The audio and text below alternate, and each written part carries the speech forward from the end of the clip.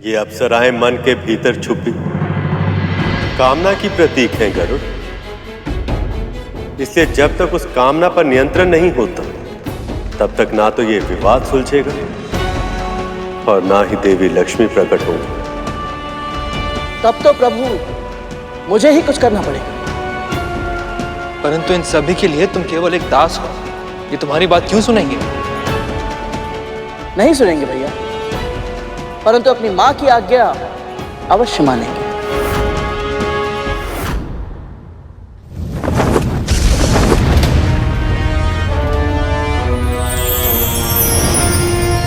राधा, विवाह तो केवल मेरा होगा। राहु, मेरी माँ उचित ही कहती है। क्या कहती है तुम्हारी माँ? यही कि अंत समय वनप्रास में बिताना ही श्रेष्ठ होता है।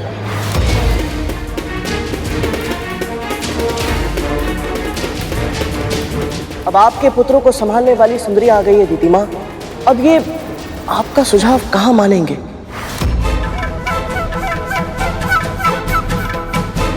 इसीलिए उचित यही होगा कि आप वन में या पिताजी के आश्रम में जाकर तपस्या करें।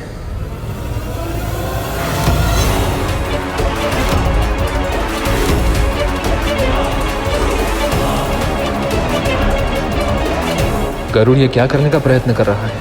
मैं तपस्या करने चली जाऊं ताकि ये देवता मेरे पुत्र को मूर्ख बना सके। राहु बड़ा मैं हूं, विवाह मैं ही करूंगा। अच्छा, तो ये अप्सराएं षड्यंत्र है मेरे पुत्रों के विरोध। लगता है तीर निशाने पे लग गया। लगता है गरुड़ की योजना सफल हो रही है। पुत्रों,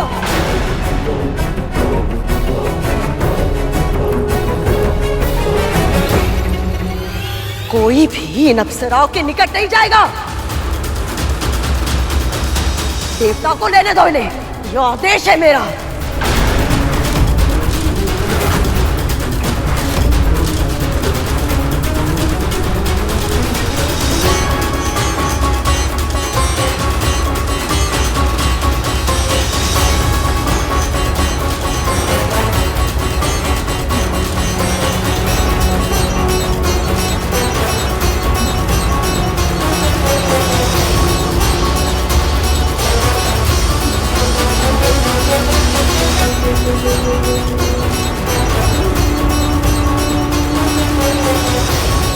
वाह गरुड़, तुमने बिना कुछ किए ही अप्सराओं का निर्णय देवताओं की ओर करवा दिया।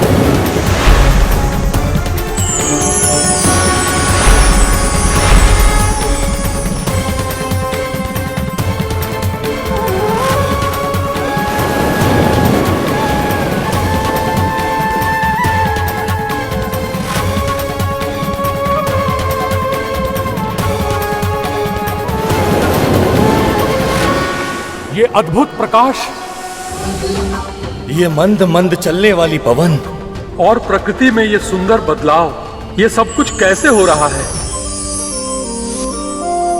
इन सभी संकेतों को देखकर तो ऐसा लग रहा है कि अब आएगा वो अमृत। अमृत अमृत अमृत अमृत अमृत।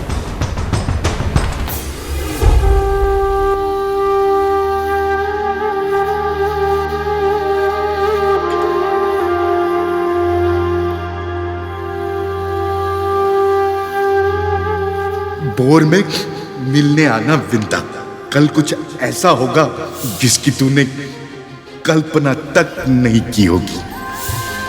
बाबा ने मुझसे ऐसा क्यों कहा? और आज मेरा मन इतना अशांत क्यों है? ऐसा क्यों लग रहा है जैसे कुछ बहुत बड़ा होने वाला है? हे प्रभु, हे नारायण, मेरे साथ रहिएगा।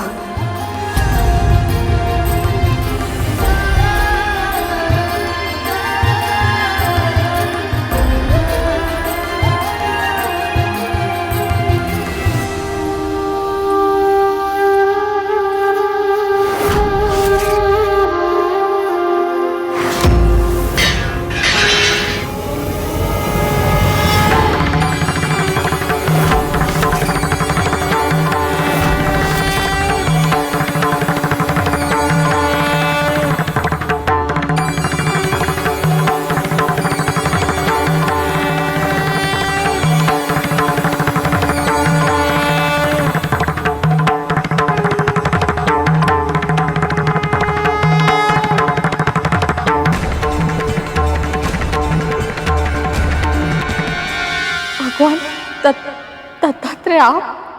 कल्याण,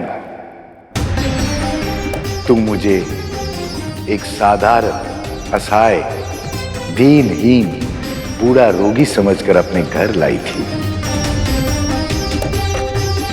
पर मैं वही दत्तात्रेय हूं जिसने अग्नि, वायु, जल, आकाश, पृथ्वी, सूर्य, चंद्रमा, कबूतर, अजगर, समुद्र, मछली, हाथी, कुंवारी कन्या, बालक, कूरर पक्षी, बाण बनाने वाले, मधुमक्खी, सर्प, मकड़ी और भृंगी कीट जैसे 24 गुरुओं से शिक्षा लेकर अपना ज्ञान अर्जित किया है। और अब मैं इस जगत में मुक्त भाव से विचरण करता हूं। मैंने तुम्हारे धैर्य और श्रद्धा के बारे में बहुत सुना था, इसलिए परखने चला आया। तूने मुझे तनिक भी निराश नहीं किया। पूरे मनोयोग से, बिना किसी स्वार्थ के, जिस तरह तूने मेरी सेवा की है, उससे मैं बहुत प्रसन्न हूं विंता। इसलिए अब मैं तुझे वरदान देना चाहता हूं। मन में जो इच्छा है मांग ले। मुझ जैसी साधारण दासी को आपने अपनी सेवा का सौभाग्य दिया। बिना मांगे सब कुछ मिल गया है मुझे। अब मुझे और कुछ नहीं चाहिए। तूने मेरी सेवा निस्वार्थ भाव से तो की ही, किंतु अब मेरे दर्शन पाने के बाद भी तेरे मन में लोभ नहीं जागा। तेरे मस्तिष्क में किसी अभिलाषा का विचार तक नहीं आया, और इसलिए अब मैं तेरी झोली में वो सब डालूंगा, पूरी तरह सुपात्र होने के पश्चात भी, जिसके लिए तू वर्षों तक तरसी है। दासत्व का जो दंश तुझे दिन प्रतिदिन दसता है, अब तुझे उस दासत्व से मुक्ति मिल जाएगी।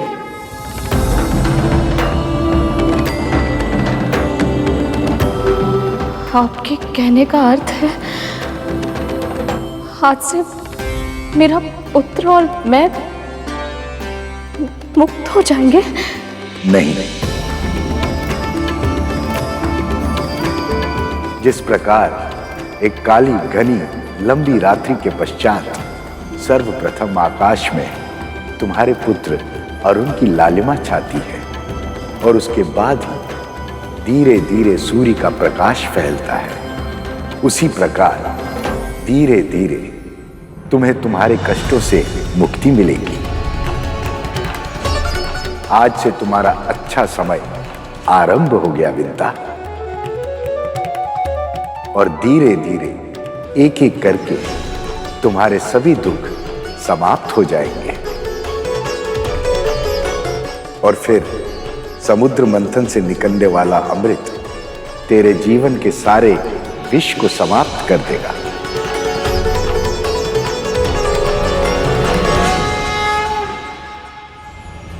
कल्याण।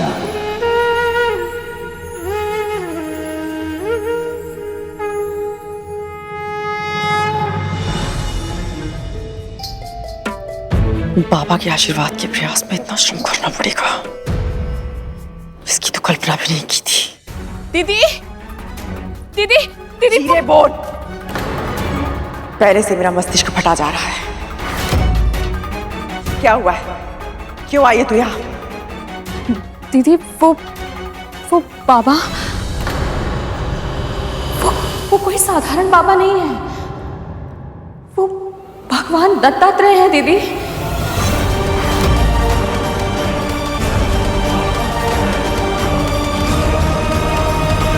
क्या?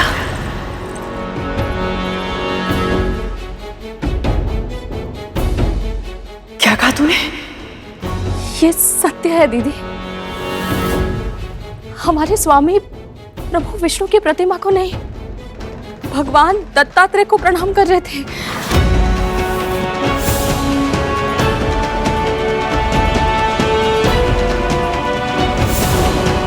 अभी अभी उन्होंने मुझे साक्षात दर्शन दिए हैं दीदी। संभव नहीं है, ये संभव नहीं है।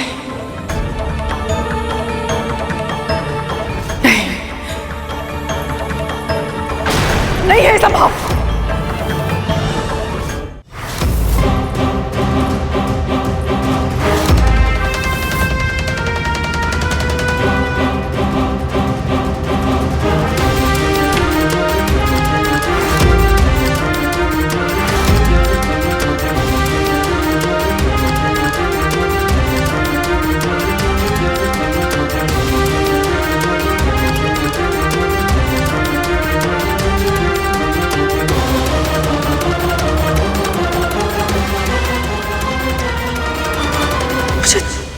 दर्शन भी नहीं दिया भगवान ने।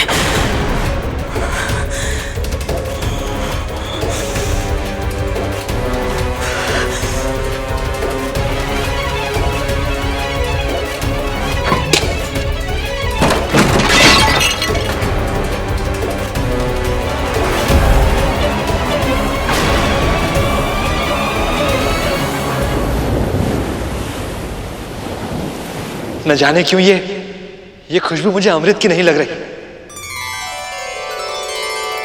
ये सुगंध तो माता लक्ष्मी के आंचल की है।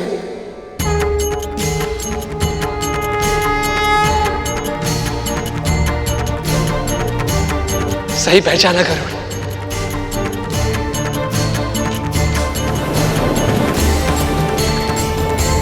तो क्या अब मां लक्ष्मी प्रकट होने वाली है? मन तो मेरा भी यही कह रहा है भैया, परंतु सटीक अनुमान लगाना भी तो संभव नहीं है। प्रभु आपको क्या लगता?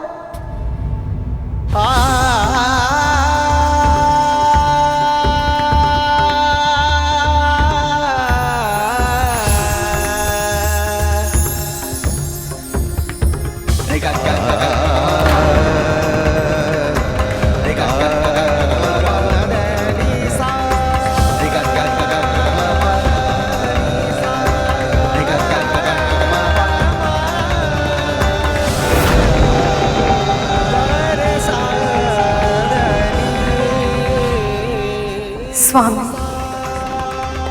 हमारे इस विरह की अवधि हमारी पुनर्मिलन की प्रतीक्षा समझकर बिताइएगा। अभी हमें जाना होगा प्रभु।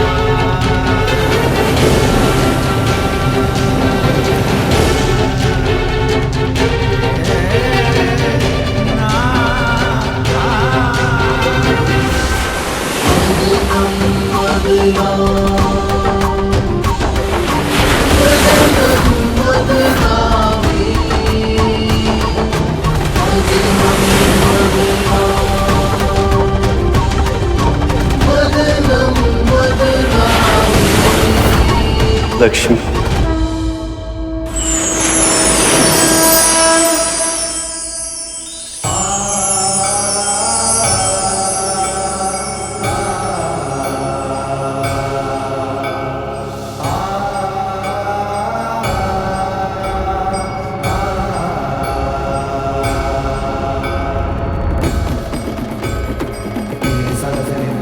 8 दल वाला कमल, इस पर तो माता लक्ष्मी विराजती है ना? हाँ गरुड़, और देखो उस कमल के आगे 2 हाथी भी चल रहे हैं। वो देखिए ऊपर आकाश में।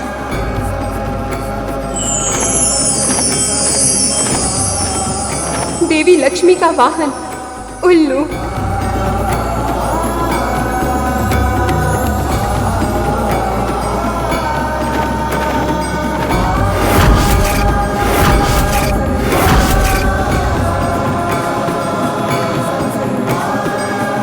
मां के आगमन के सभी संकेत स्पष्ट हो चुके हैं प्रभु। आपकी प्रतीक्षा समाप्त हुई। अपनी आंखें खोलिए प्रभु, मां का साक्षात्कार कीजिए। ये संभव नहीं है शेष।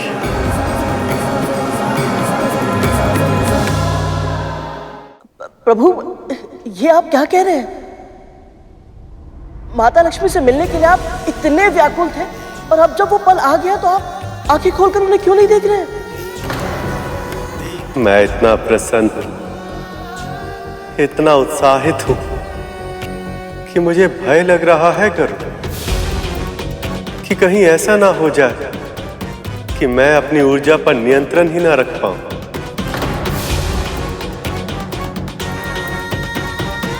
सैकड़ों बार इस पुनर्मिलन के क्षण की कल्पना की है मैंने, किंतु मैं भी नहीं जानता कि जब हम दोनों एक दूसरे के सामने आएंगे तो क्या प्रतिक्रिया होगी, कैसे देखेंगी वो मुझे, किस नाम से पुकारेंगे। बस यही सोचकर मेरे हृदय की गति बढ़ती जा रही।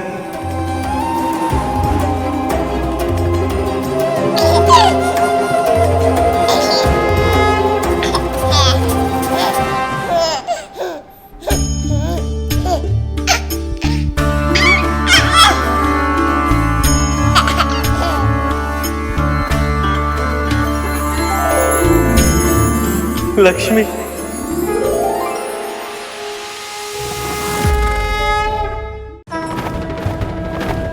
प्रभु मैं समझ नहीं पा रहा हूं, माता लक्ष्मी ने शिशु रूप में दर्शन क्यों दिए? क्योंकि ये भी हमारा ही बनाया नियम है। तुम तो जानते हो गरुड़ कि आत्मा अजर अमर होती, ना उसका जन्म होता और ना ही मरण। आत्मा जब एक नए तन को धारण करती है तो उसकी नई यात्रा का आरंभ बाल्यावस्था से ही होता है।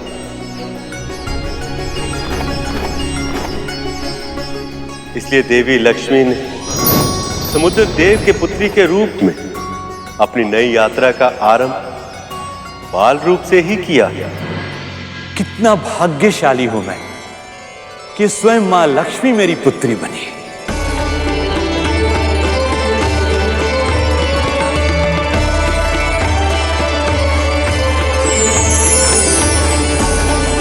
हमें भी अपने इस सखी के दिव्य रूप के दर्शन करने हैं।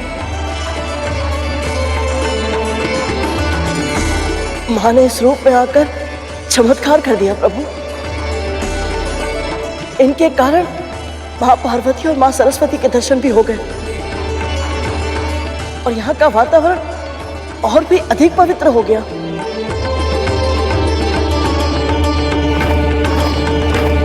वो देखो गरुड़, ऋषिगण भी आ गए हैं।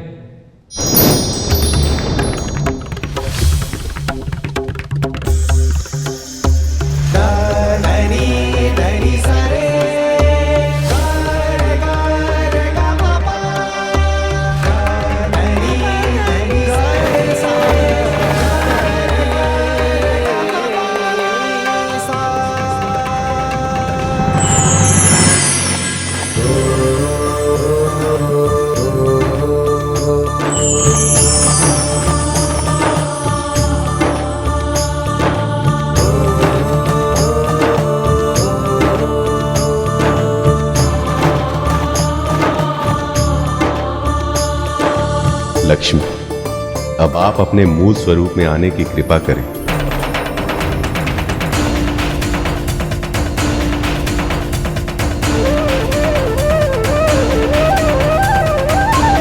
ऐसा तेज सिर्फ लक्ष्मी के आगमन पर ही हो सकता है।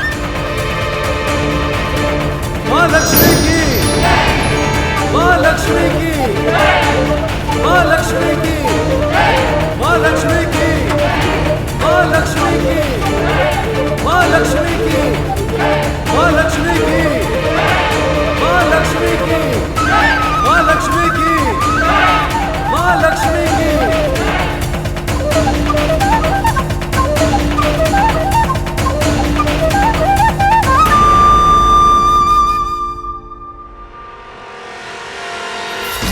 माता लक्ष्मी की, माता लक्ष्मी की, माता लक्ष्मी की, माता लक्ष्मी की, माता लक्ष्मी की, माता लक्ष्मी की, माता लक्ष्मी की, माता लक्ष्मी की।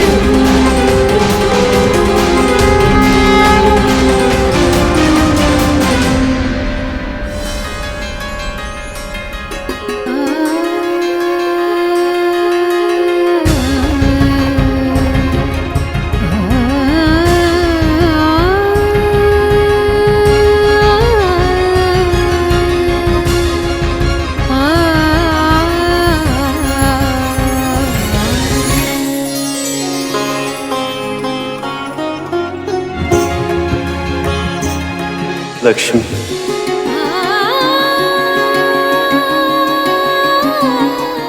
इस क्षण की प्रतीक्षा में हर पहर युगों की तरह बीतता है।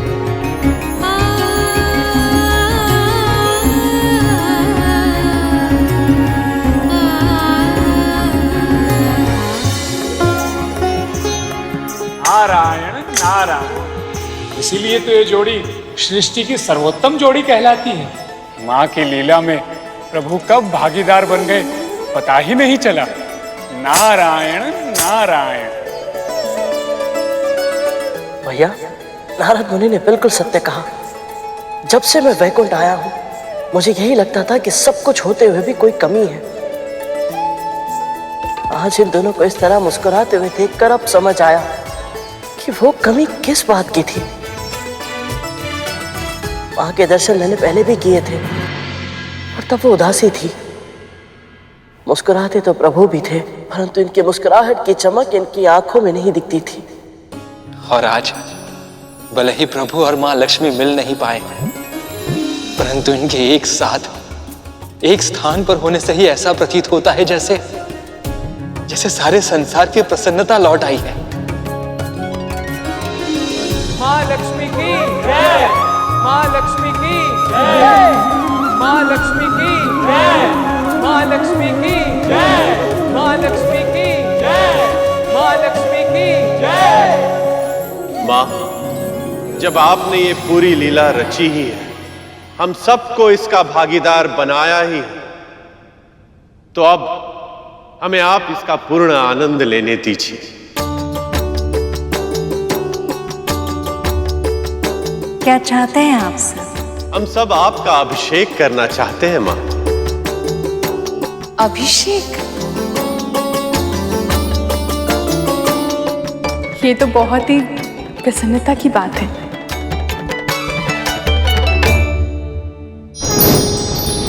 ऐसा अवसर कई वर्षों में एक बार ही आता है देवी, आज्ञा दे दीजिए।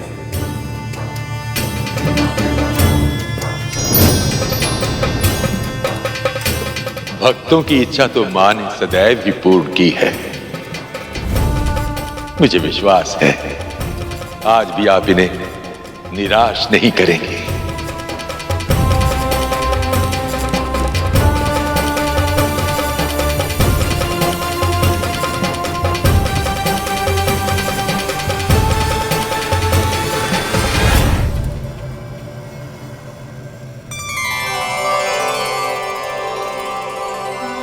ये मेरी माँ के सुकर्मों का ही फल है कि मैं इतने सौभाग्यशाली क्षणों का साक्षी बन पा रहा हूँ। बस माँ और विमाता भी यहाँ उपस्थित होते तो उन्हें भी नारायण और लक्ष्मी माँ के मिलन देखने का सौभाग्य प्राप्त होता।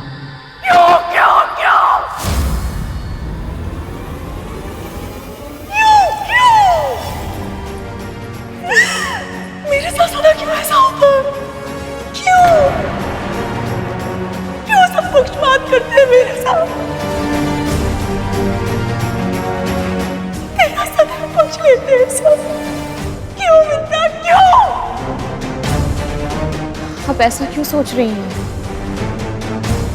दर्शन भले ही ना हुए हो, पर उनकी सेवा करने का सौभाग्य तो आपको भी मिला है ना। सौभाग्य?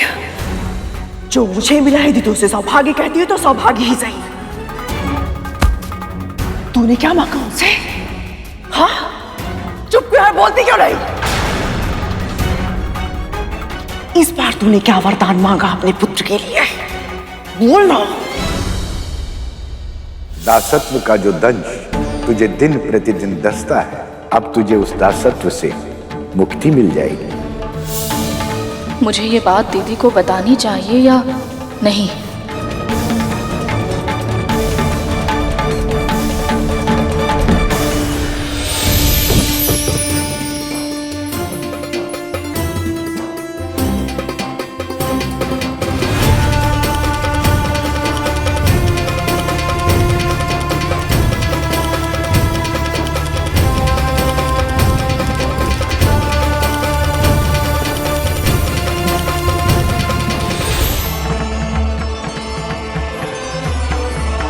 माता लक्ष्मी पर पत्तों और फूलों की वर्षा। देवी लक्ष्मी नए जीवन और समृद्धि का प्रतीक है, इसीलिए भूमि देवी ने अपना उपहार समर्पित कर रही हैं।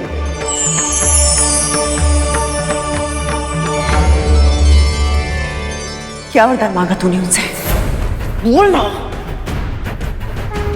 मैं असत्य नहीं कह सकती, पर यदि मैंने दीदी को बता दिया कि मेरे बिना मांगे ही भगवान दत्तात्रेय ने मुझे और मेरे पुत्र को दास्ता से मुक्त होने का आशीर्वाद दे दिया है, तो ये सह नहीं पाएंगी। क्या करूं मैं? मौन रहने से मुक्ति नहीं मिलेगी तुझे। जब तक मेरे प्रश्नों के उत्तर नहीं दे देती, तू यहां से नहीं जाएगी। बोल ना विंता, क्या मांगा तूने इस बाबा से? मैंने तो कुछ भी नहीं मांगा था। जो मिला है बिना मांगे ही मिला है। कुछ नहीं दीदी, मैंने कुछ नहीं मांगा उनसे। कुछ नहीं? ये कैसे संभव हो सकता है? झूठ बोल रही है ना तू? मैं झूठ नहीं बोलती दीदी, मेरे लिए तो बस इतना ही पर्याप्त था कि मुझे उनके दर्शन मिल गए। मैं इतनी भावुक हो गई थी कि ना मैं कुछ सोच पाई ना कुछ मांग पाई। पर उन्होंने मुझे दर्शन क्यों नहीं दिए? तुझसे कमी सही, सेवा तो मैंने भी की थी ना। मुझे कुछ भी दिए बिना कैसे जा सकते हैं वो? उन्होंने दिया है दीदी। भगवान दत्तात्रेय ने आपके लिए एक संदेश दिया है। क्या संदेश दिया है?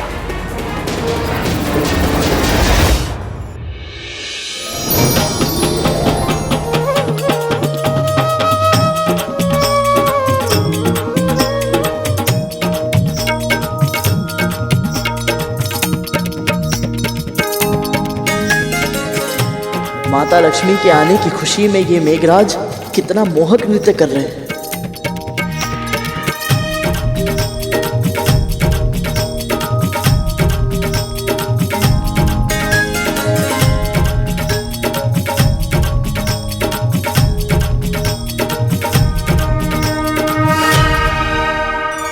हे मां, ये समस्त संसार आपके हाथों की कठपुतली ही तो है। आपकी ही कृपा से सभी देवताओं को पद और प्रतिष्ठा मिलती है। आप सृष्टि के पालनहार हैं मां। आप तीनों लोकों में सर्वशक्तिमान हैं। फिर भी आपने मेरी पुत्री बनकर जो मुझे असीम गौरव प्रदान किया है, उसके लिए मैं धन्य हो गया मां।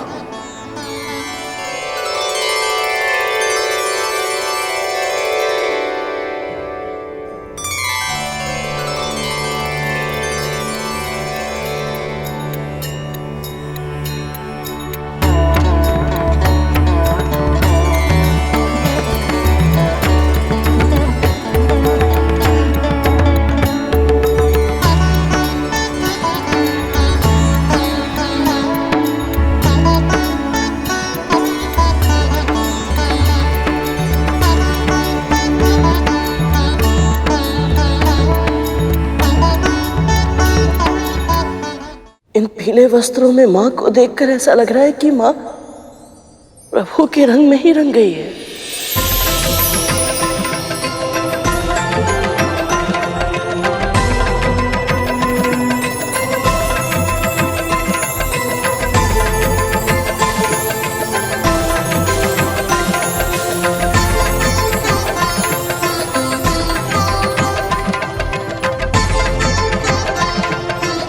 ये भोग का प्रतीक है मां, और ये अभिज्ञान का प्रतीक है। इसे स्वीकार कर हमें कृतार्थ करें।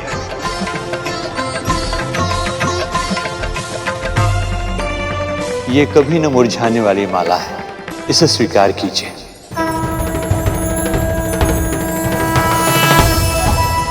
अपने सेवक बसंत की ओर से यह शहद स्वीकार करे मां। विश्वकर्मा होने के नाते मैं आपके लिए आभूषणों का निर्माण करना चाहता हूं मां, आज्ञा दीजिए।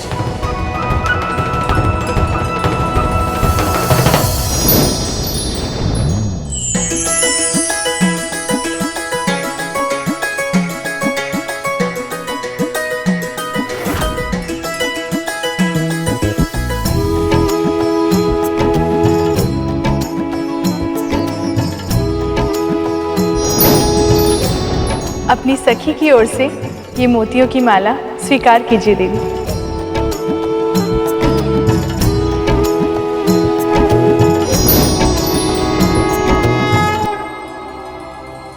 ये अक्षय कमल है जो कभी नहीं मुरझाएगा। इसे स्वीकार कर इसके अस्तित्व को सार्थक करें देवी।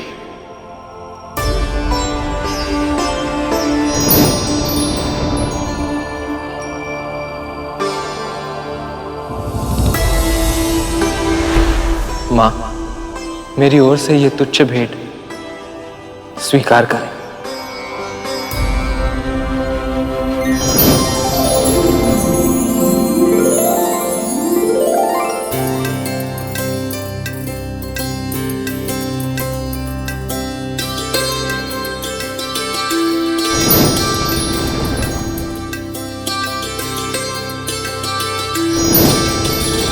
आपकी कांति संपूर्ण जगत में सदैव व्याप्त रहे।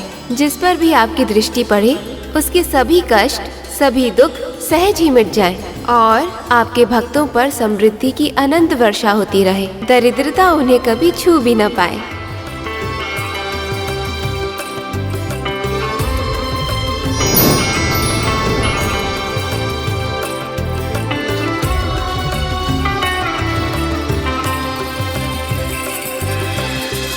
अद्भुत देवी, अद्भुत।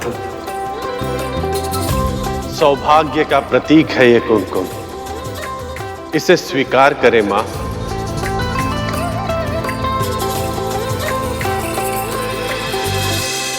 जय मां लक्ष्मी की, माता लक्ष्मी की, माता लक्ष्मी की, माता लक्ष्मी की, माता लक्ष्मी की, माता लक्ष्मी की, माता लक्ष्मी की, माता लक्ष्मी की, माता लक्ष्मी की।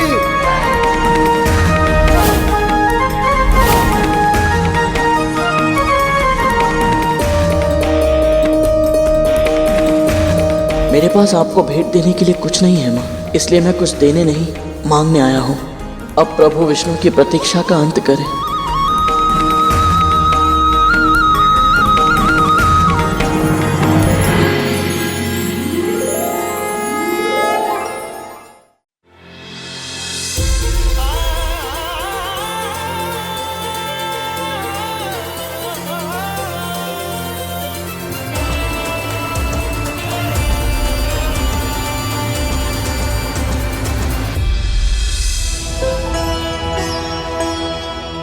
माँ, आपने मुझ पर दृष्टिपात करके बहुत अधिक सुख दिया है मुझे।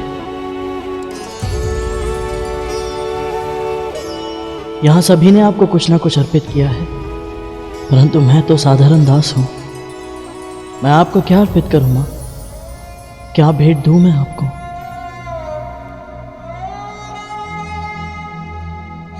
देवी लक्ष्मी तुम्हारी भक्ति और सेवा से इतनी प्रसन्न है कि उन्हें अभी किसी भी उपहार की आवश्यकता नहीं है गरुड़। जब कोई पिता अपनी पुत्री को इस रूप में देखता है तो कितनी ही भावनाएं एक साथ उभरती है। इसकी था पाना भी असंभव है। पुत्री के बड़े हो जाने की प्रसन्नता से पिता का मन मयूर नृत्य कर रहा होता है, पर साथ ही साथ उसके बिछड़ जाने के दुख से भावुक भी हो जाता है। प्रत्येक पिता की एक इच्छा और कर्तव्य भी है कि वो अपनी पुत्री के लिए एक योग्य वर ढूंढे। इस समय आप भले ही मेरे सामने एक पुत्री के रूप में हैं, पर ये मैं कैसे भूल जाऊं कि आप त्रिलोक की स्वामिनी हैं, संपूर्ण सृष्टि की माता हैं आप। इसलिए आपके योग्य जीवन साथी का चुनाव करने में मैं असमर्थ हूं।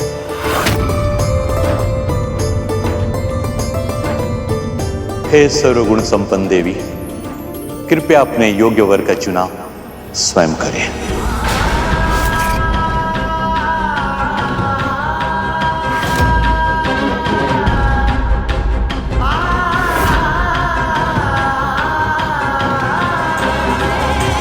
चुनाव? कैसा चुनाव? इस संपूर्ण जगत में माता लक्ष्मी के स्वामी प्रभु विष्णु के अतिरिक्त और कौन हो सकता है भला? और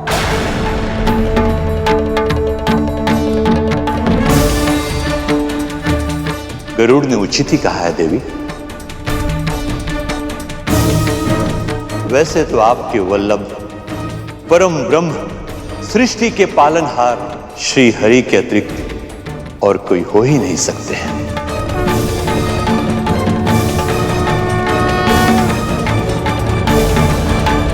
फिर भी मैं चाहता हूं कि आप स्वयं अपना वर चुनें। उत्तम सुझाव है देवी।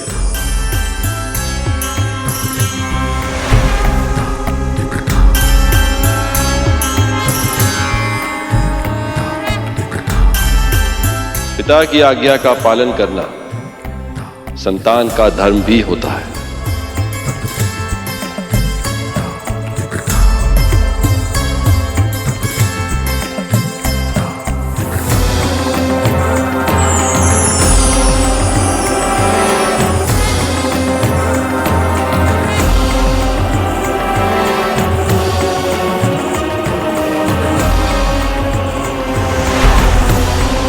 पुत्री, स्वयंवर आरंभ करें।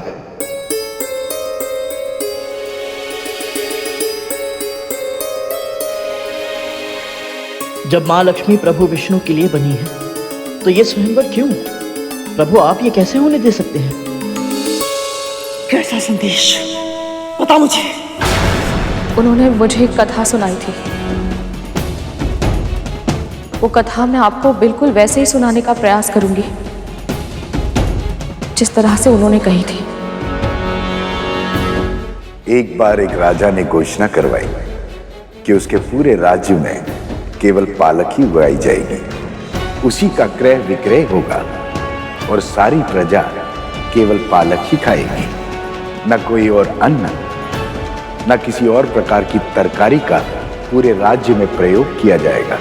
यदि कोई राजा के इस आदेश का उल्लंघन करता तो राजा उसे कोड़ों से पीटने का दंड देता या कभी कभी उसके प्राण ले लेता। फिर एक दिन एक महान साधु इस राज्य में आए और राजा ने उनसे आशीर्वाद पाने के लोभ में उन्हें वो पालक भेंट कर दी। साधु बाबा ने वो पालक राजा के सामने फेंक कर कहा, मैं तेरे भूत भविष्य के कर्मों के बारे में सब जानता हूँ और तेरे इस पालक प्रेम को तुझसे भी अधिक पहचानता हूँ। पिछले जन्म में तू एक निर्धन किसान था जो अपनी झोपड़ी के पीछे की क्यारी में पालक उगाता था और अपने परिवार का पेट भरने के बाद शेष बची पालक को गांव के सभी लोगों में बांट देता था। किसान के रूप में तूने पुण्य अर्जित किया था, जिसके कारण इस जन्म में तुझे राजा बनने का अवसर मिला और पिछले जन्म की वो स्मृति आज भी कहीं तेरे भीतर जीवित है। इसके कारण तू ये पालक का वितरण नहीं कर रहा, बल्कि इसके लिए कर रहा है क्योंकि अब तू चक्रवर्ती सम्राट बनना चाहता है। जब तक सेवा बिना किसी स्वार्थ की जाए तब तक ही वो सेवा कहलाती है, पर किसी परिणाम या पारिश्रमिक के लोभ में की गई सेवा सेवा नहीं, स्वांग होता है। और स्वांग रचने वालों को न तो आशीर्वाद मिलता है न ही वरदान, पर किसी परिणाम या पारिश्रमिक के लोभ में की गई सेवा सेवा नहीं, स्वांग होता है। बिल्कुल सही कहा भगवान दत्तात्रेय ने। हाँ, तब तो माँ ने गुरु दत्तात्रेय की सेवा आशीर्वाद पाने के लोभ में की थी, वो भी स्वयं भी नहीं की थी। भगवान दत्तात्रेय से छल करके माता विंता से करवाई थी। ये सत्य नहीं हो सकता, ये तेरे मस्तिष्क की कल्पना है। भगवान दत्तात्रेय का नाम लेकर के तू मनगढ़ंत कथाएं सुना रही है मुझे। दीदी, क्या आप मुझे बिल्कुल नहीं पहचानती? आप जानती हैं कि मैं ऐसा सोच भी नहीं सकती। झूठ बोल रही है तू।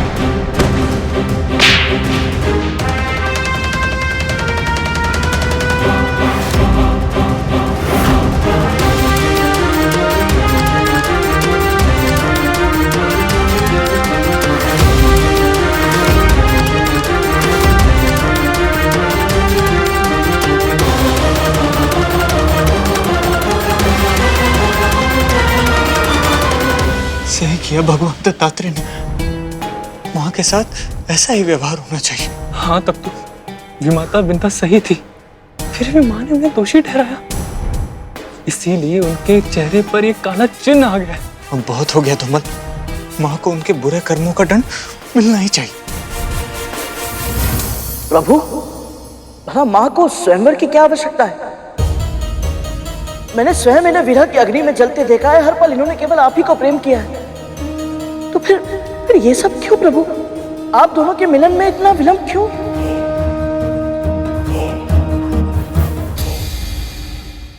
विवाह हर कन्या का स्वप्न होता है गरुड़, और आयु के साथ साथ ये स्वप्न भी बड़ा होता जाता है। नारी के जीवन में सबसे महत्वपूर्ण घटना होती है विवाह, और सबसे अधिक महत्वपूर्ण संबंध होता है पति के साथ उसका संबंध।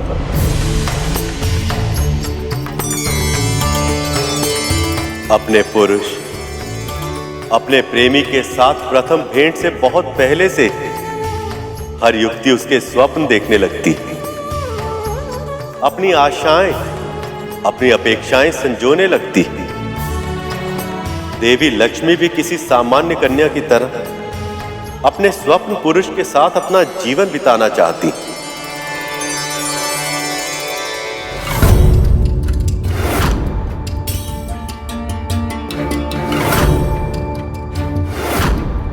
और ये इनका अधिकार है, चुनाव का ये अधिकार मैं तो क्या कोई भी पुरुष किसी स्त्री से छीन नहीं सकता। किंतु हां, इन्हें प्रेम करने के नाते मैं ये आशा कर सकता हूं कि चाहे कितना भी समय क्यों ना लग जाए, पर अंत में लक्ष्मी विष्णु को ही चुनेंगी। हे माँ, ये कैसी लीला है आपकी? इतने समय तक प्रतीक्षा करने के बाद अब और विलंब। इस बीच कोई और समस्या उत्पन्न हो गई तो? यदि लक्ष्मी जी ने मुझे वर चुना तो मेरा पद सर्वोपरि हो सकता है। लक्ष्मी जी के लिए योग्य स्थान स्वर्ग ही है, वो मुझे ही चुनेंगी। सभी देवता और असुरों की आंखों में एक ऐसी विचित्र इच्छा देख रहा हूं।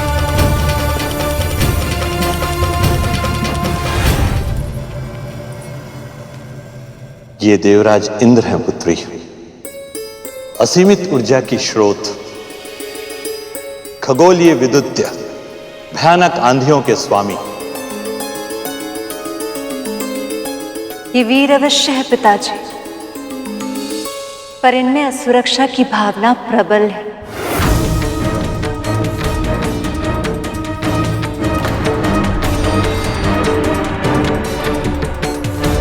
ये सूर्य देव है पुत्री, इनका प्रकाश सारे जगत को जीवन देता है। इनमें प्रकाश तो अवश्य है पिताजी, पर ताप भी असहनीय है। आपने उचित कहा देवी।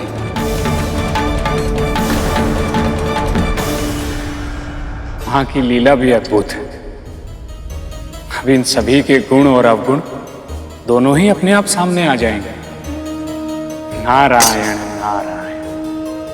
कोई भी अपने अवगुणों को दूर करने का प्रयास तभी कर सकता है जब उन्हें अपने अवगुणों का ज्ञान हो जाए।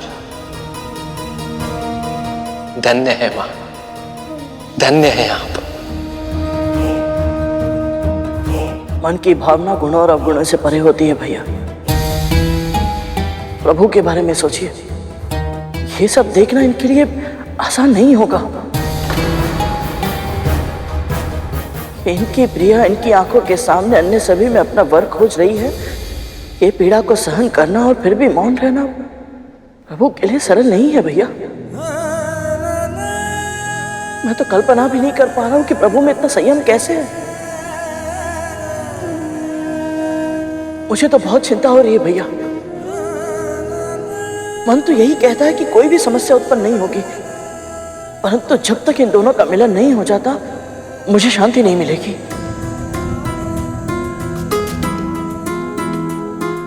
ये अग्निदेव है पुत्री। प्रकाश और ताप दोनों सूर्य से कम है, किंतु अगर ये चाहें तो रात के अंधेरे को दिन के उजाले में बदल सकते हैं। और यदि ये नियंत्रण से बाहर हो जाए तो ये सबको भस्म भी कर सकते हैं।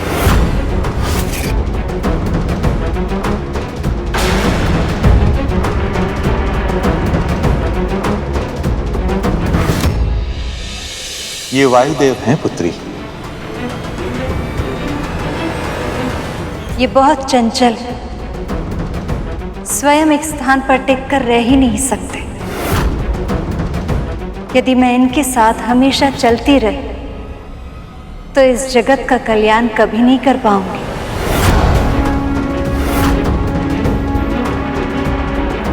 इनसे मिलिए पुत्री, ये हैं वरुण देव। इनके व्यक्तित्व में तरलता इतनी अधिक है कि ये बार बार अपने आकार बदलते हैं, और जो स्वयं अपना आकार इतनी बार बदले उनके साथ मैं स्थिर कैसे रह सकती हूँ।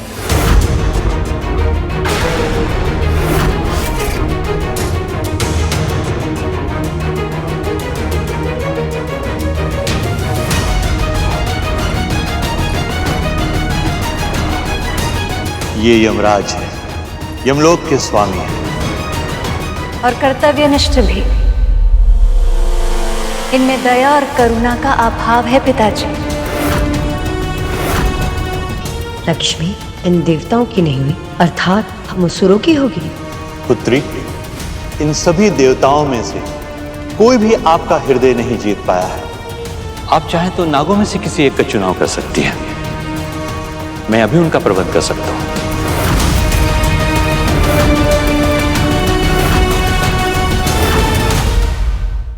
लक्ष्मी नागों की नहीं हो सकती। क्षमा कीजिए पिताजी, नाग तो सदैव ही अपनी माता से भयभीत रहे, इतने अधिक भयभीत कि उनके प्रवृत्ति से भय निकालना असंभव है। और जो स्वयं इतने भयभीत है उनके साथ मैं सुरक्षित होने का आभास कैसे कर सकती हूँ। बहुत अभिमान है ना कुतरू को अपने पुत्रों पर। यदि वो ये सुन लेती तो कितना आनंद आता। उसे होना चाहिए था यहाँ। पता नहीं क्या कर रही है वो पृथ्वी पर। हमारे स्वामी प्रभु विष्णु की प्रतिमा को नहीं, भगवान दत्तात्रेय को प्रणाम कर रहे थे।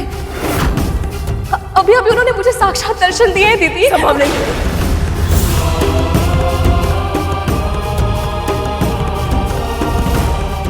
ये आप क्या कर रही है माँ? संभालिए स्वयं को। ऐसे दुखी होने से क्या होगा माँ? यदि आप मन ही मन घुटती रहेंगी तो हम आपकी सहायता कैसे करेंगे? आप बात बताइए माँ। फिर से वही सब हो रहा है। तक्षक खा लिया। एक बार फिर से मेरे साथ अन्याय हो रहा और अब ये मैं सह नहीं सकती, नहीं सह सकती।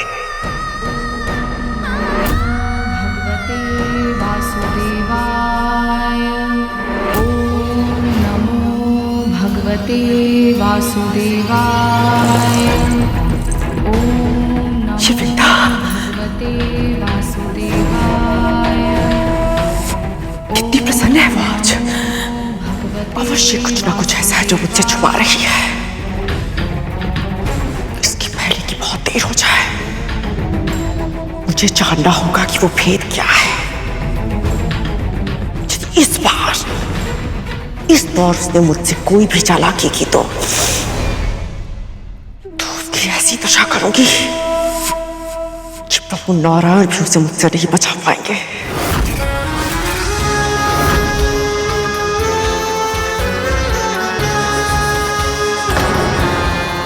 हाँ, ये आपके मुंह पे काले धब्बे कैसे आ गए?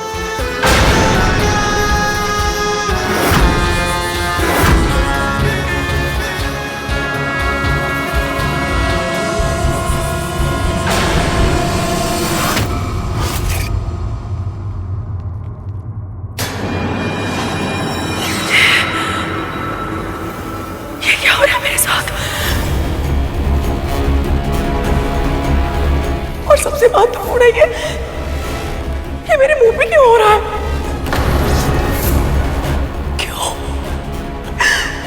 क्यों इतने कष्ट सहने पड़ रहे हैं मुझे? मानसिक और भावनात्मक कष्ट कब तक है जो अभी शारीरिक कष्ट? भगवान दत्तात्रेय का वचन तो सत्य हो रहा है। मैं भी यही सोच रहा था तक तो हमारी माँ के आंखों में आंसू है और विंता माँ के स्वर में सुख। हाँ, इसका अर्थ तो यह है कि विंता माँ और गरुड़ शीघ्र ही दास्ता से मुक्त हो जाएंगे।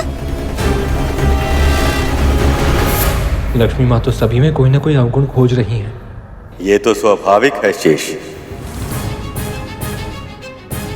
जो सर्वगुण संपन्न वो किसी अवगुण से युक्त पुरुष के साथ जीवन निर्वाह कैसे कर सकती?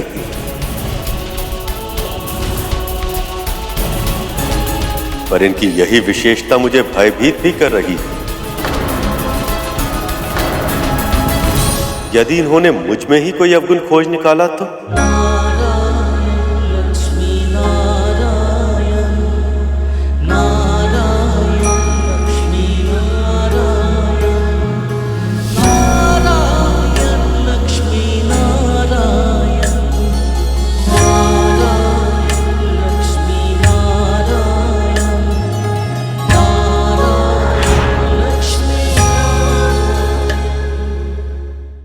प्रभु ये क्या कह रहे हैं आप? भला आप में कोई अवगुण कैसे हो सकता है? तुम एक भक्त की दृष्टि से देख रहे हो गर्व। एक स्त्री की दृष्टि वो भी देख सकती है जो कोई नहीं देख सकता।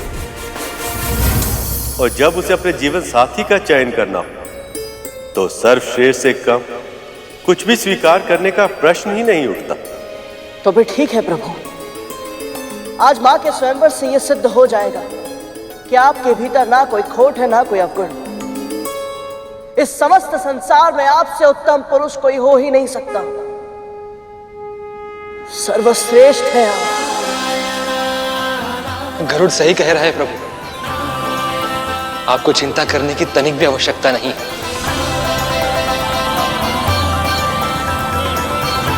अब बहुत हुआ माँ, अब ये प्रतीक्षा समाप्त कीजिए। क्षमा कीजिए, मैं आप में से किसी के साथ विवाह नहीं कर सकती।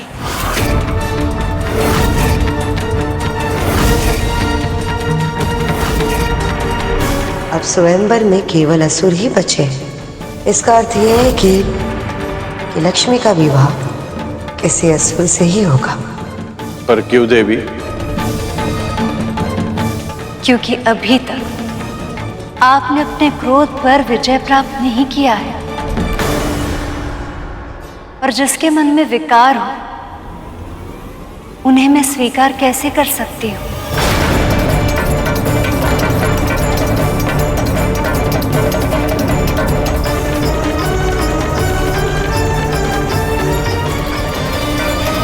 देवताओं और सप्तऋषियों तक में अवगुण खोज लिए हैं इन्होंने।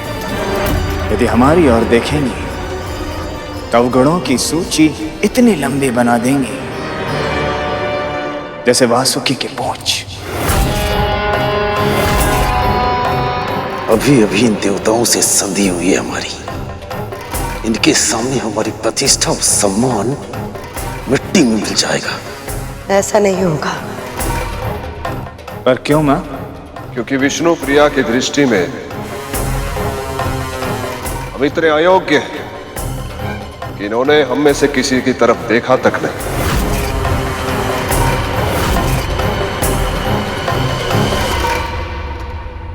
इन असुरों की उपेक्षा करके माँ ने बहुत अच्छा किया। इन दुष्टों के ऊपर माँ की कृपा दृष्टि भूल से भी नहीं पड़नी चाहिए। मुझे नहीं पता था तुम्हें असुरों से इतनी चिढ़ है। मुझे हर उस प्राणी से चिढ़ है भैया जो माँ और धर्म का सम्मान नहीं करते। मुझे भी गर्व है।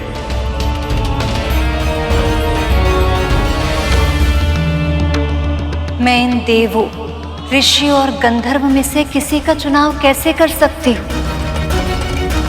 इनमें से कुछ महान तपस्वी हैं, पर इनका क्रोध पर कोई नियंत्रण नहीं। कुछ महान ज्ञानी हैं, पर अब तक पूरी तरह से अनासक्त है। कुछ बहुत बड़े त्यागी हैं, पर केवल त्याग ही तो जीवन से मुक्ति का साधन नहीं हो सकता ना पिताजी। और कुछ अद्वितीय वीर भी हैं, पर वो भी काल के प्रभाव से अछूते नहीं हैं।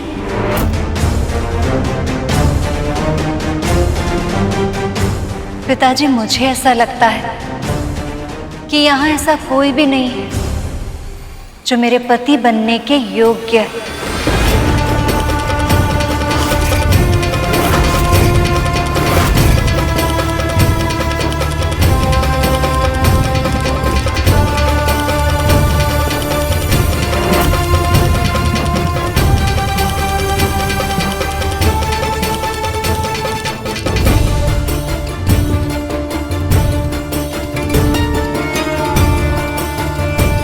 प्रभु, माता ये कैसे कह सकती हैं? अब तो अति हो गई है। प्रभु, आप कहिए ना कि आप सुयोग हैं। आपसे अधिक योग्य संसार में कोई हो ही नहीं सकता। प्रभु, नहीं तो मैं जाकर माँ से कहता हूँ। नहीं गरुड़, लक्ष्मी के मन में योग्य और आदर्श पति की छवि क्या है और मैं उस पर खरा उतरता भी हूं या नहीं, ये जाने बिना मैं इनसे कुछ नहीं कह सकता। जब तक लक्ष्मी स्वयं वो सभी गुण मुझ में नहीं देख लेती जो उन्हें अपने पति की छवि में दिखते हैं, तब तक ये मिलन संभव नहीं। इन्हें पति रूप में मुझे पाने की इच्छा प्रकट करनी होगी, तभी मैं अपना प्रेम व्यक्त कर पाऊंगा। इसलिए जब तक ऐसा नहीं होता तब तक मुझे प्रतीक्षा की पीड़ा सहनी होगी।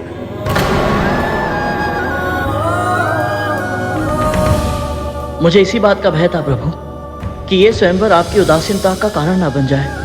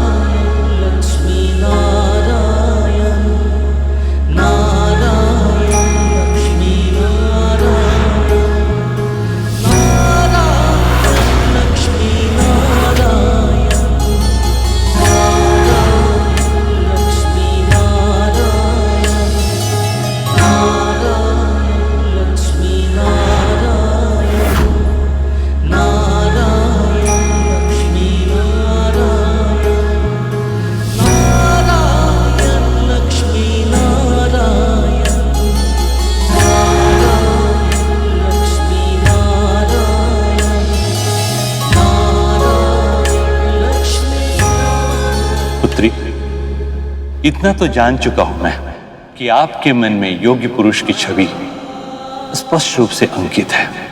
आप मुझे भी बताइए ताकि मैं आपके लिए योग्य पुरुष तलाश सकूं।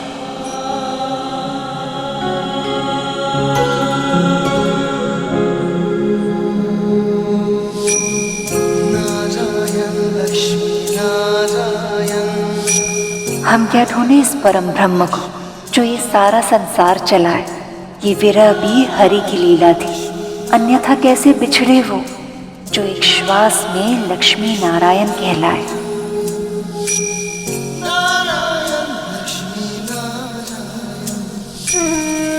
मैं चाहती हूं जो मेरे सुहाग बने वो सदैव बने रहे। हल्दी कुमकुम का सौभाग्य सदैव बने रहे और मेरे जीवन में कभी भी कोई सौत ना आए, अर्थात मेरे पति किसी अन्य स्त्री से न तो प्रेम करे न विवाह। जो मेरे वर हो उनका वैभव सदैव रहे, जो अजन्मे हो, जो अमर हो, जो दीन दुखियों के साधु संतों के रक्षक हो, जिनके कारण धर्म की स्थापना हो, जिनके हृदय में प्राणी मात्र के लिए दया की भावना हो।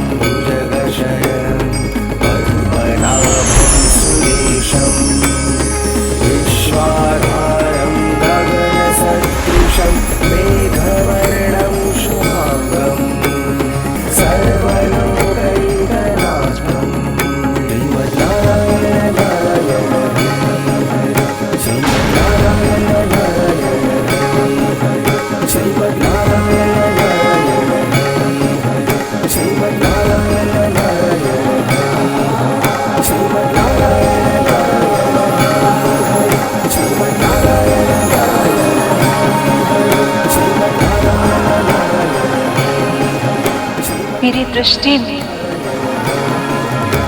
संपूर्ण सृष्टि में ऐसे केवल एक ही पुरुष है, नारायण।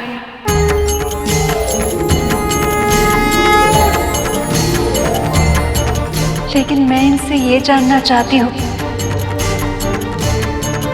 इनके जीवन में मेरा स्थान कहाँ होगा?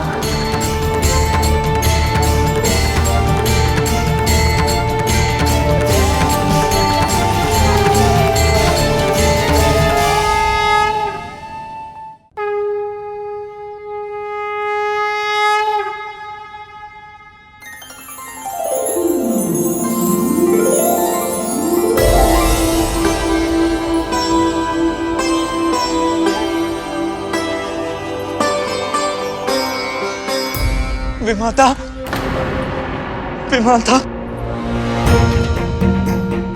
हमसे बहुत बड़ी भूल हो गई विमाता, हमें क्षमा कर दीजिए।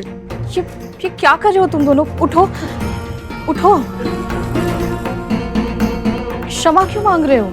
सत्य यह है कि भगवान दत्तात्रेय ने आपसे पहले हमें दर्शन दिया था। हाँ विमाता, वो तो सिर्फ आपकी परीक्षा ले रहे थे। इसलिए जब भी आपको आवश्यकता थी हम सहायता करने का प्रयास करते थे। तभी हमें पता चला कि आप तो हमेशा से ही सही थी। हमारी माँ ने आपके साथ कितना दुर्व्यवहार किया था और हमने भी अतीत में आपको कितना तंग किया था ना। हमें क्षमा कर दीजिए विमाता, हमें हमारी भूल का आभास है।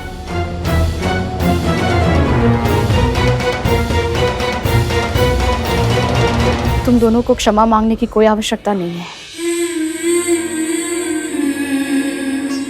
मैंने कुछ भी स्मरण नहीं रखा और ना ही बुरा माना है। यही तो आपके व्यक्तित्व का अद्भुत गुण है। आप कितनी अच्छी हैं, कितनी दयालु हैं। पर हमारी माँ इस योग्य नहीं कि हम। बस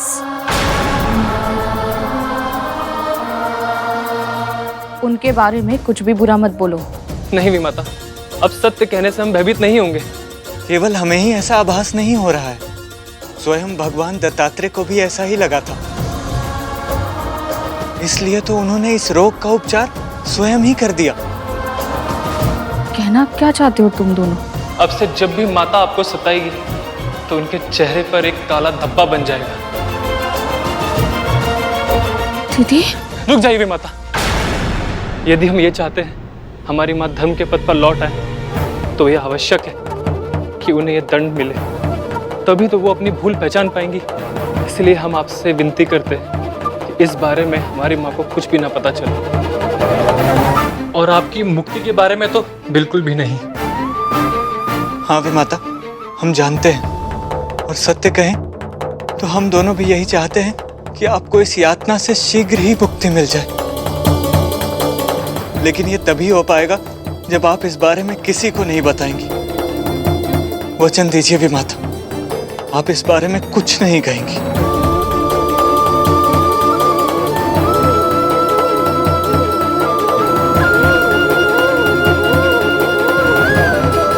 भगवान दत्तात्रेय ने सही कहा था, मेरे सुख के दिन आरंभ हो गए हैं। बस किसी तरह मैं इस प्रसन्नता को शीघ्र ही अपने पुत्र के साथ बांट पाऊं। आपका केवल एक ही स्थान हो सकता है देव, मेरा हृदय,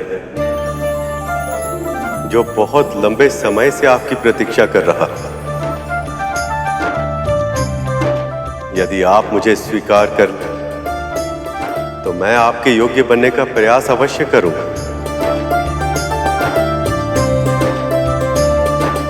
मुझ में कई गुण हैं देव, किंतु जिस सर्वश्रेष्ठ पुरुष की खोज आपको है वो मैं नहीं।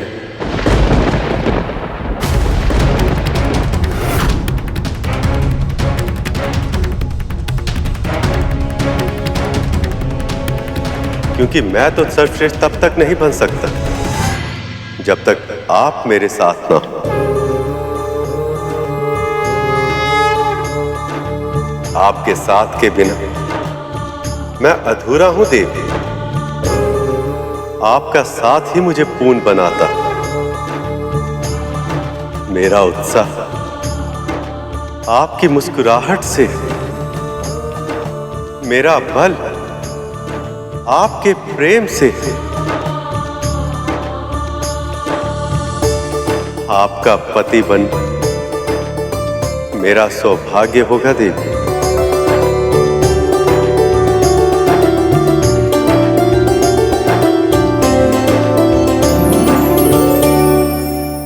जय कमलासिनी सद्दिदायिनी ज्ञान विकासिनी गानमाए, अनुदित मर्चित कुमकुम धूसर भूषित वासित वाघनुते, कनकधरा स्तुति वैभव वंदित शंकर देशिक मान्य पदे।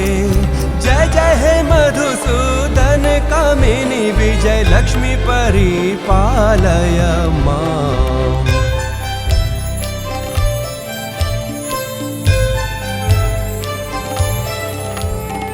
प्रणत सुरेश्वरी भारती भार्गवी शोक विनाशिनी रत्नमाए, मणिमय भूषित कर्ण विभूषण शांति समावृत हास्य मुखे, नवनिधि दायिनी कलिमल हारिणी कामित फल प्रद हस्तयुते।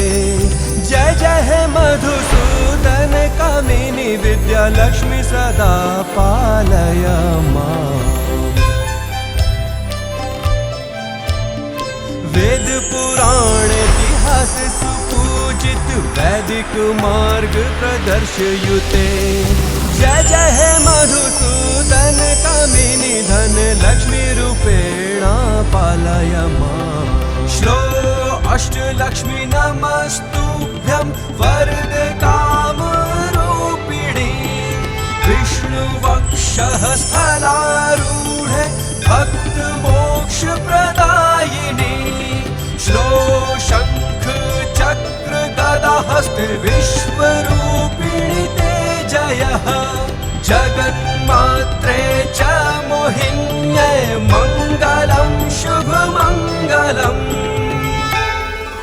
लक्ष्मी नारायण की जय, लक्ष्मी नारायण की जय, लक्ष्मी नारायण की जय, लक्ष्मी नारायण की जय।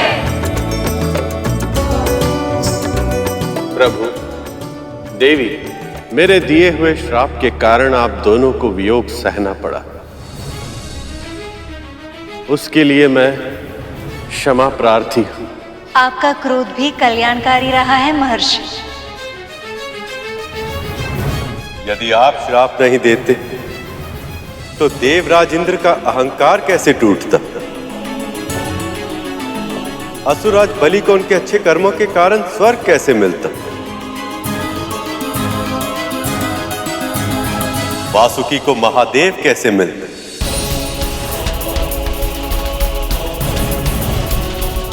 और संसार को वो अमृत कैसे मिलता जो शीघ्र ही उन्हें मिलने वाला?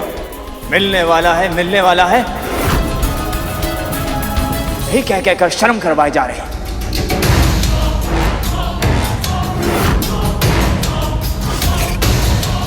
पर मिलेगा कब?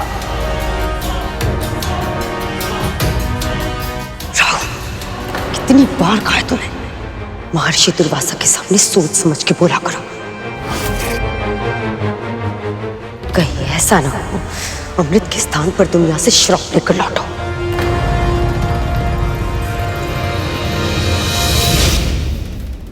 देवी, जब आप लौट ही आई हैं तो अपनी कृपा दृष्टि का आशीर्वाद देवताओं को भी दे दीजिए। श्री के बिना इनके जीवन में ना ही कोई सुख है और ना ही कोई उल्लास।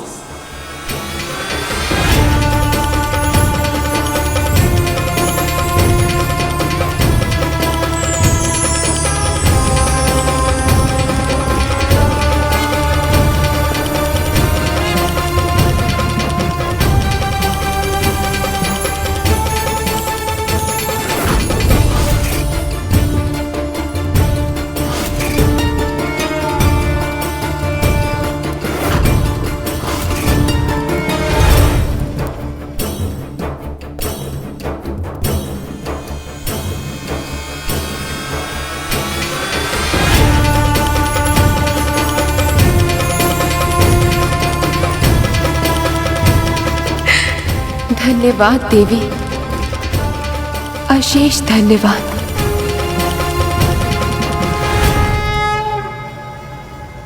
जितना भी प्रसन्न होना है हो लो इंद्र। अमृत मेरे हाथ लगने के बाद तुम्हारा और सभी देवताओं का अंत निश्चित है। विष्णु ने एक बार फिर से हमारे साथ पक्षपात किया है, किंतु इस बार मैं ये मंथन पूरा होने नहीं दूंगी।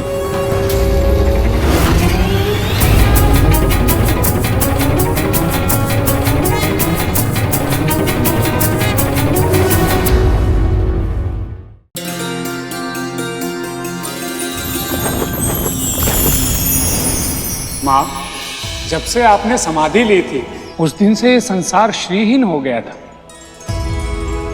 आपने देवताओं पर तो कल्याण कर दिया,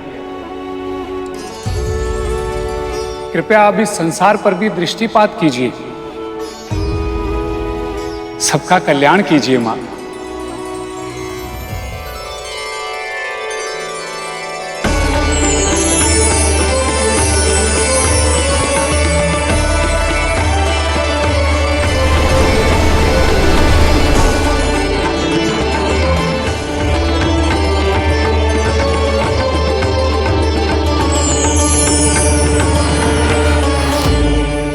विष्णु जी को लक्ष्मी और वासुकी को भगवान शिव मिल गए और देवताओं को उनका वैभव वापस मिला और हम असुरों को एक टूक भी नहीं देखा।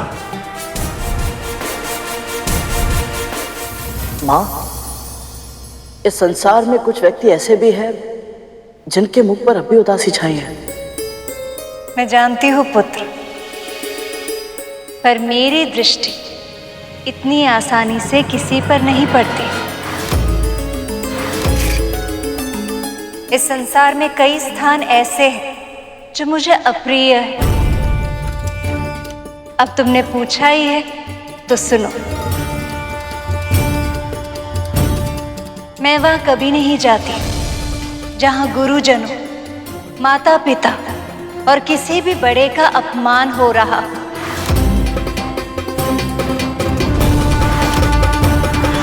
नारद मुनि संसार के सर्वश्रेष्ठ वक्ताओं में से एक हैं। इनके शब्दों के प्रभाव में मत आइए। और जहां दूसरों की धन, संपत्ति, मान, अधिकार, भूमि आदि को हड़प लिया जाता है,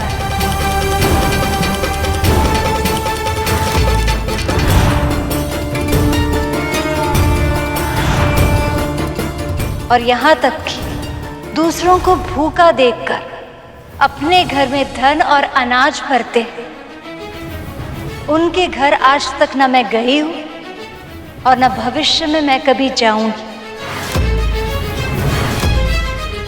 सर्वगुण संपन्न माँ लक्ष्मी की जय। सर्वगुण संपन्न माँ लक्ष्मी की जय। सर्वश्रेष्ठ परम पिता श्री हरि विष्णु की जय। सर्वश्रेष्ठ परम पिता श्री हरि विष्णु की जय। चलो अब सब कुछ संपन्न हो गया, मंथन आरंभ करें? नहीं,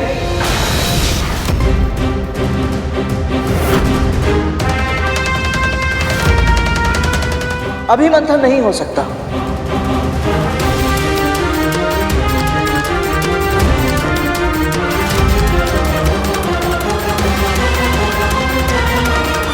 अभी केवल स्वयंवर हुआ है, पानी ग्रहण नहीं।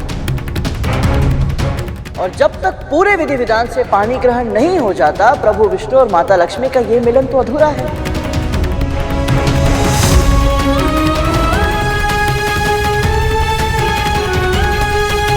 क्यों समुद्रदेव अपनी पुत्री का कन्यादान नहीं करेंगे?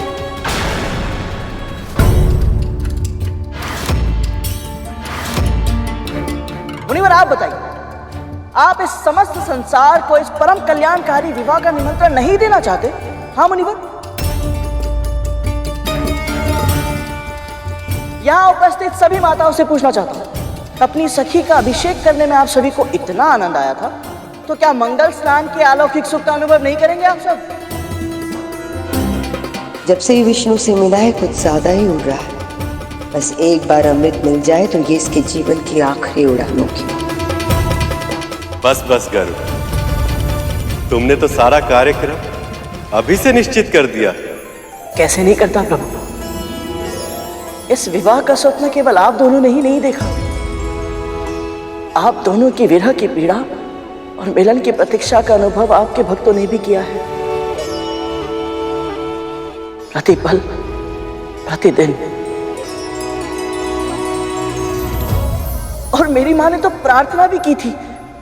आज उनकी प्रार्थना स्वीकार हुई है, तो उत्सव तो होना ही चाहिए। क्या कहते हैं आप सब? सही कहा ना मैंने? बिल्कुल सही कहा पुत्र। सत्य वचन। आप दोनों के विवाह से संपूर्ण जगत का कल्याण होगा। कृपया मुझे इस विवाह के आयोजन की अनुमति दें। मैं देवी लक्ष्मी को उनकी नगरी ले जाऊंगा और आपको बारात लेकर वहीं आना होगा प्रभु।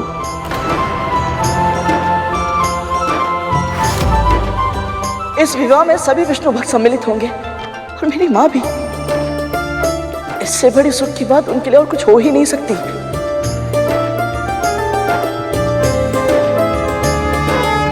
क्या हो रहा है ये सब?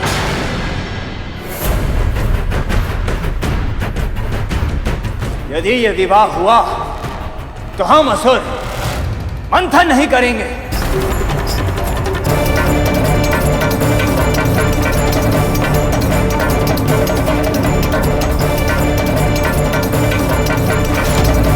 राहु, जानते भी हो तुम क्या कह रहे हो?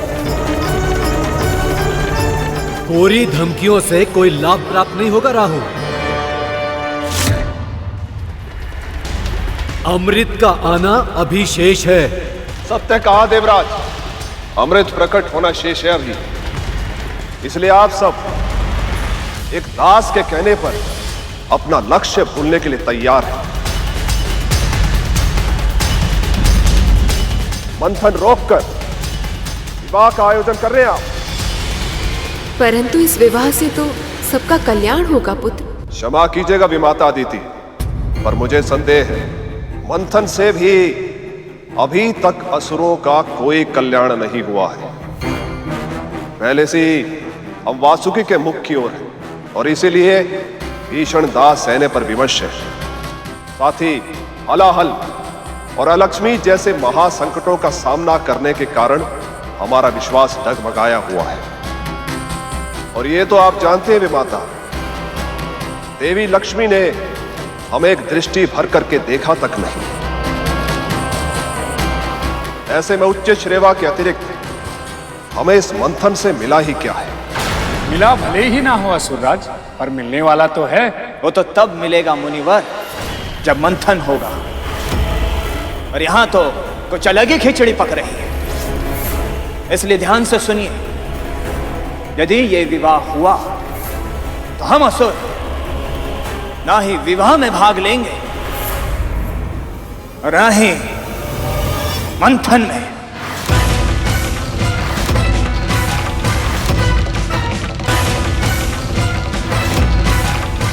यदि असुरों ने समुद्र मंथन करने से मना कर दिया तो मेरे पुत्रों को कभी भी स्वर्ग और उनकी प्रतिष्ठा वापस नहीं मिल पाएगी। असुर चाहते हैं कि पहले मंथन फिर विवाह। बस यही कहना चाहता है राम। नहीं महाराज, राजनीति के घुमावदार दांव पेच नहीं, स्पष्ट शब्दों की तीव्र धार वाली कटार दिखाने का समय है ये।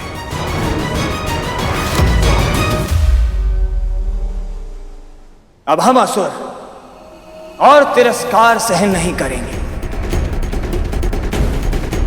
पहले ये देवता स्वयं चलकर आए थे हमारे पास संधि करने, पर अब हमारी किसी भी इच्छा का सम्मान नहीं हो रहा। सब कुछ बस विष्णु की इच्छा के अनुसार हो रहा है। ये तो सदैव से ही देवताओं का समर्थन करते आ रहे हैं,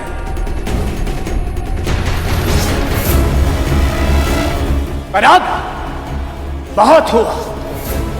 अब या तो पहले अमृत निकलेगा या फिर हम असुर इस मंथन को यहीं समाप्त कर देंगे।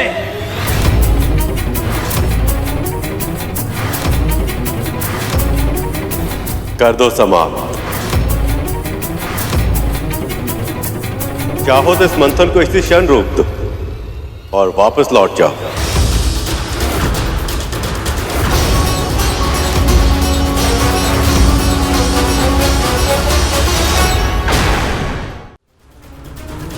परंतु प्रभु, असुर चले गए तो मंथन कैसे होगा? यदि असुरों को सच में ऐसा लगता है कि उन्हें अमृत की आवश्यकता नहीं, और वो भी तब जब देवताओं को उनकी श्री और शक्ति मिल चुकी, तो असुर ये मंथन छोड़ के अवश्य जा सकते हैं। इन देवताओं का आत्मविश्वास चरम पर है। कहीं ऐसा तो नहीं कि फिर से हमारे साथ कोई छल हो रहा हो। देवी लक्ष्मी के प्रकट होने के कारण अब ये देवता समर्थ बन चुके हैं। कहीं ऐसा ना हो कि हम असुर क्रोध में मंथन छोड़कर चले जाएं और ये देवता मंथन का अंतिम चरण अकेले पूरा करके सारा अमृत स्वयं ले लें।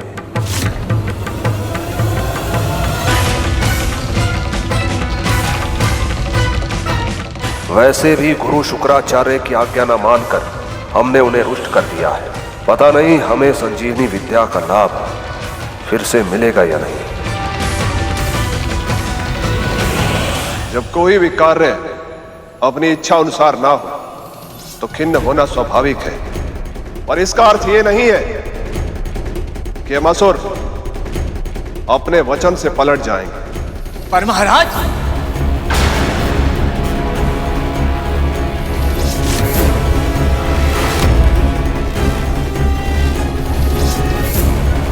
यदि आप सब चाहते हैं कि पहले विष्णु और देवी लक्ष्मी का विवाह हो, तो हम आपकी इच्छा का सम्मान करेंगे।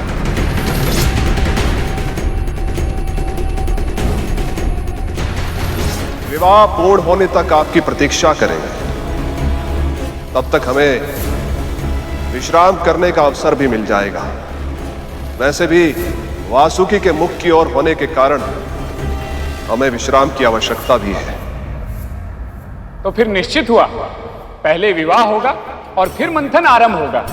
नारायण नारायण।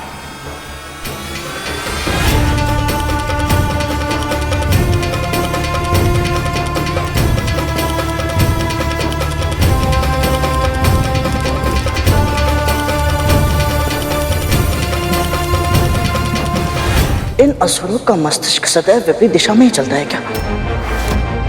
जो कार्य बोलो उसके विपरीत ही करते हैं। मुझे पूरा विश्वास है कि कुछ तो गड़बड़ है, और ये जानने के लिए मैं किसी भी सीमा को पार कर सकता हूं।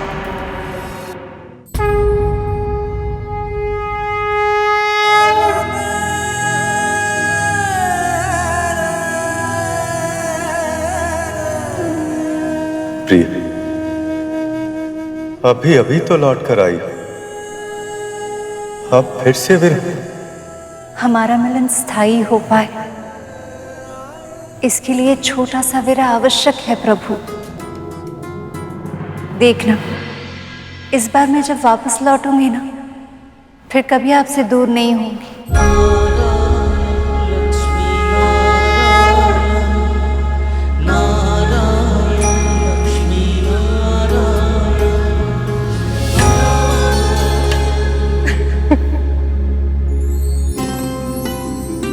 दावा नलसा विरह भयंकर, दोनों को तड़पाए।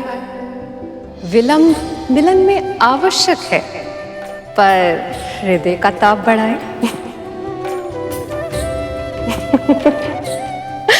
जानती हूं कितना कठिन है फिर से एक दूसरे से दूर जाना, पर जितनी शीघ्र आप पिता के नगर पहुंचेंगी, उतनी ही शीघ्र विवाह की तैयारियां आरंभ होगी, और उतनी ही शीघ्र आप अपने पति के घर वापस आएंगे। तो अब और विलंब ना करें देवी, चले।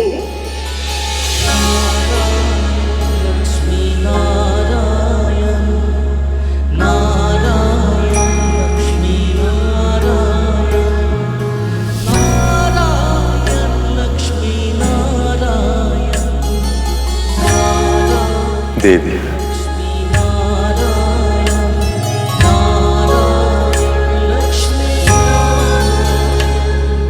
इतनी सारी अर्चनों के बाद तो हम दोनों मिले हैं। अब मैं आपको अपनी दृष्टि से एक क्षण भी दूर नहीं कर पाऊंगा। कष्टदायक तो मेरे लिए भी है प्रभु, किंतु हमें एक होने के लिए थोड़े समय का विरह सहना होगा। नमस्ते ब्रह्मचारिणे।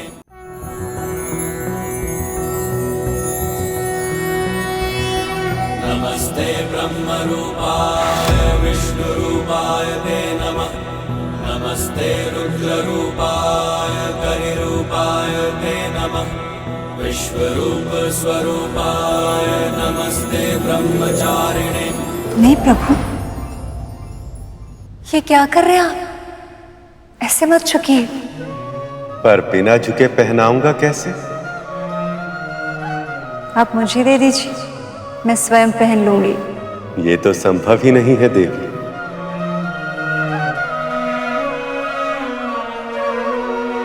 जो प्रिय के प्रेम का प्रतीक हो,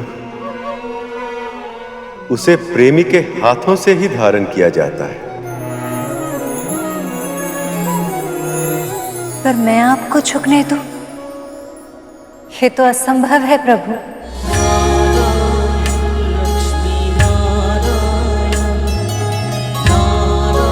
क्षमा कीजिए प्रभु,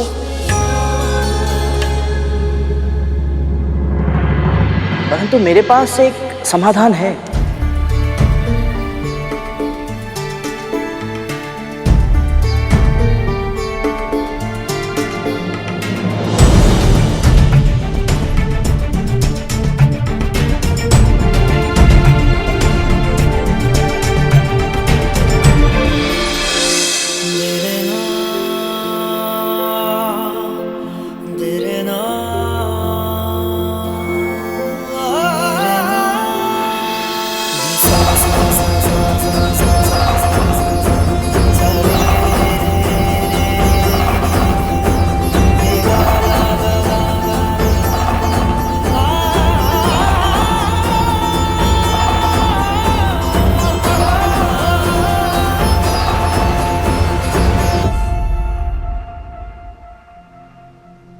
विष्णु काज में लाज।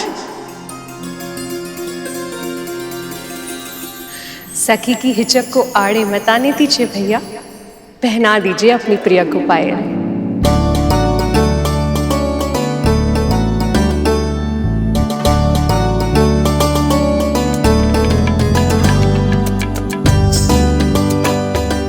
ऐसा अवसर कभी कभी ही आता है पुत्री, इसका लाभ उठाने से चूको मत।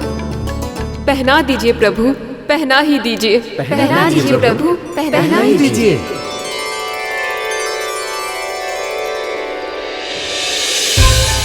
माँ के पद छीनने वाला ये पात्र स्मृति चिन्ह के रूप में सदैव अपने पास रखूंगा।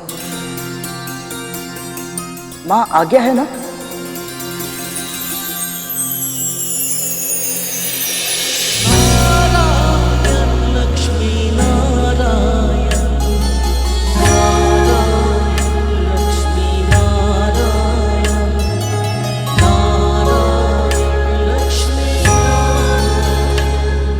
चलें सखी।